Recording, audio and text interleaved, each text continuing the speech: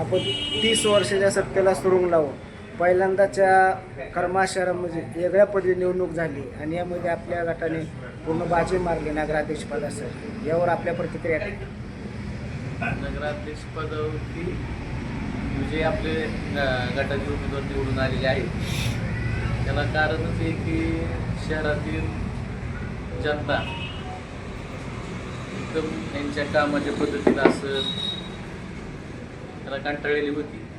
म्हणून करमाळ शहर विकास आघाडी हा पर्याय निवडला आणि जनतेने हातामध्ये निवडणूक घेतल्यानंतर काय होतं ते यांना दाखवून दिलं. आपण निवडणूक म्हणजे वचन आश्वासन दिले ते आता जनतेचं आपल्याकडे जी वेगळ्या आशा पल्लवित आहेत की बुवा अपक्ष असल्यामुळे काय सगळ्याची दारं खुली. पुढची दिशा काय ठरणार आहे काय? विकासासाठी सगळ्याकडे जावंच लागतं, निधी आणावं लागतं. असं काही नाही की आता आम्हाला नगराध्यक्षपदाला 6,500च्या जवळपास म्हणतो. शहराची लोकसंख्या 25,000 आहे. आता पालक तर तो 25,000च आहे. त्याच्यामुळे असं काही नसतं निवडणूक झाल्यानंतर की आता शहराचं हे जे पालक तत्व घेतलेलं आहे ह्या शहराचा विकास करण्यासाठी पाठपुरावा करून कसा जास्तीत जास्त निधी आणता येईल हेच प्रयत्न राहतील.